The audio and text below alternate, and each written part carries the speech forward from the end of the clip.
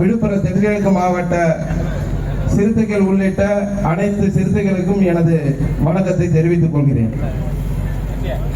தம்பி கவின் அவர்கள் படுகொலை செய்யப்பட்டதற்கு அவர்களுடைய குடும்பம்தான் காரணம் என்றால் இல்லை.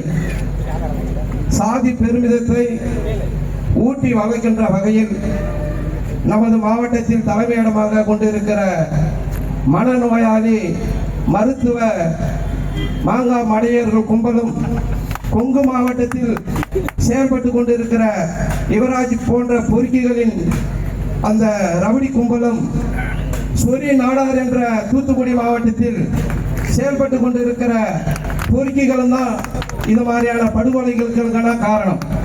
காதல் இன்று நேற்று வந்தது கிடையாது. மனித குலம் தோன்றியதிலிருந்து காதல் வந்து கொண்டிருக்கிறது. ஆனால் இன்றைக்கு இந்த கும்பல் எல்லாம் சாதி பெருமிதம் பேசி திரிந்ததினால் அந்த படித்த இளைஞன் சுஜித் மனதில் இந்த சாதிய வெறி ஊறி இருக்கு. காவல்துறைக்கு உடனடியாக இருந்து ஒரு காவல் பிரிவு இருக்கிறது, உளவுத்துறை என்று. இவர்கள் தான் யாரெல்லாம் ரவுடிசம் பண்றான், யாரெல்லாம் கஞ்சா வைக்கிறான், யாரெல்லாம் வந்து சாதி ஆணவ கொலைக்கு திட்டம் திட்டான்றதெல்லாம் உங்களுக்கு தெரியும். ஆனா அந்த உளவுத்துறை வந்து சரியான ஒரு தகவலை வந்து அரசாங்கத்துக்கு கொடுக்கறது இல்லை, அவங்க உயர் அதிகாரிகளுக்கு கொடுக்கறது இல்லை. இன்ஸ்பெக்டர், எஸ்ஏஓ, டிஎஸ்பிஓ, எஸ்பிஓ வந்து அவங்க அறையில உட்காந்துட்டு உளவுத்துறை கொடுக்குற ரிப்போர்ட்டரை வச்சு யாரோ நம்ம ஆளுங்களுக்கு உள்ள போட்டுருவான். ஆனா அவன் சமூகத்தை சேர்ந்தவன் யார் எந்த தப்பு பண்ணாலும் மேல் அதிகாரிக்கு சொல்ல மாட்டான். நம்ம மேல் அதிகாரி கிட்ட போய் சொன்னாலும் இல்ல எங்க டிபார்ட்மெண்ட்ல சொல்லிட்டாங்க, எங்களுக்கு தகவல் தெரியும். ஏன்னா அந்த உளவுத்துறை சேர்ந்த அனைத்து காவல்துறையை சேர்ந்த அதிகாரிகள் அனைவரும் 20 ஆண்டு 30 ஆண்டு காலமா அதை சுத்தியே தான் வந்து பயணிக்கிறான். அவனை எங்க டிரான்ஸ்பர் போட்டாலும் அதே ஏரியாவுக்கு வந்துடுறான். அவன் சாதிய மனநிலையில் இருக்கிறதுனால அரசாங்கத்துக்கு மிகப்பெரிய கெட்ட பேரு.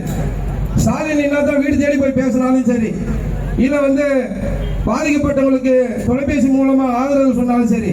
ஆனா இந்த அரசுக்கு கெட்ட பேரை உருவாக்கணும்னா அந்த உளவுத்துறையில் இருக்கிற போலீஸ்கார ஒருத்தவங்க நினைச்சாலே செஞ்சிட முடியும். அப்போ நம்ம தமிழக முதல்வர் உளவுத்துறையில் இருக்கிற சாதியவாதிய காவல்துறைகளை கண்டறிந்து அவர்களை இடமாற்றம் இல்ல பணி நீக்கம் போன்றவற்றை செய்தால்தான் இது மாதிரியான ஆணவ படுகொலைகளை தடுக்க முடியும். இந்த ஆர்ப்பாட்டத்தில் இந்திய அரசு சட்டம் ஏற்றினாலும் ஏற்றாவிட்டாலும் தமிழக அரசுக்கு அந்த வாய்ப்பு இருக்குதுன்னு சொல்றாங்க. வருகின்ற சட்டமன்ற தொடரிலே நமது சட்டமன்ற தலைவர் அண்ணன் சிந்தனை செல்வன் அவர்கள் அந்த சட்டமன்றத்தை தன் கட்டுப்பாட்டில் கொண்டுட்டு வருவார். கண்டிப்பாக அவர் வெளியே வரும் பொழுது அவர் ஒரு நல்ல செய்தியாக நமக்கு அறிவிப்பார் என்று கூறிக்கொண்டு தம்பி கவின் அவர்களுக்கு வீர வணக்கம் செலுத்தி வாய்ப்புக்கு நன்றி கூறி விடைபெறுகிறேன். நன்றி, வணக்கம்.